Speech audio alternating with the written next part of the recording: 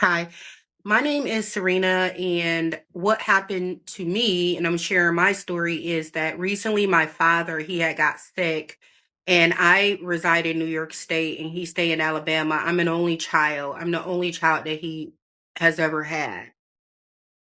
So I basically was trying to depend on this nursing home, Diversicare, in Pell City, Alabama, to take care of my father, and instead I got the total opposite of that. He ended up with a stage 4 wound on his buttocks. He ended up with sepsis and pneumonia and UTI and other infections. This is a clear indication of neglect on their end, in some form or fashion. Also, when I went on their website, a lot of the patients, family members, reviews were just like mine's. They were complaining of the facility smelling like urine and feces. They were complaining of their loved ones not being positioned correctly, not being turned every 2 hours. So it was kind of similar to mine. So that's what happened to me. I I'm in New York, and I'm just signing documents, through email, just trying to do the best that I can with the knowledge that I have for my father, long distance. And instead of him receiving a care that he pays for and that his insurance pays for, he received the exact opposite treatment, and he's in worser shape now.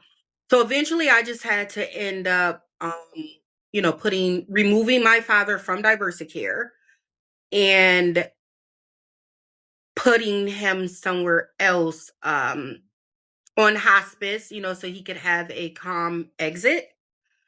But I just want to say to everybody, no matter what color you are, what age you are, what race you are, how old or young you are, everybody deserves to be treated like a human being, right? Whether you have a long life ahead of you or whether it seems like you're on your way out of here. I feel like people have lost compassion for the elderly, for women, for children, just for anyone who they deem lesser or weaker than them. So I just want to bring awareness that your loved ones need you to be that voice for them when they're unable to speak for themselves or to make decisions that are life threatening for themselves. I want to share my story because I know it'll help someone else. I know we feel powerless. We're not lawyers. We don't talk doctor talk, but still within our mind and our heart, we are intelligent people and we still know when something is not right.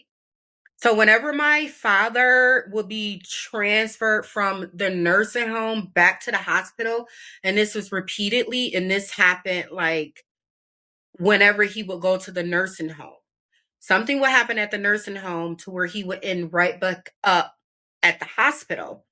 So when he was at the hospital, they were telling me like, oh, he got this really deep wound and he got sepsis and he got pneumonia and he got all of these things. And I'm like, well, how? How did that happen? How? And they're like, well, I don't know. He was brought to us this way. So I would like my issue to be solved by first showing me documentation that my father was positioned and turned when and by who and how often. So I just want the proof that protocol um, was actually followed during the time that he was there.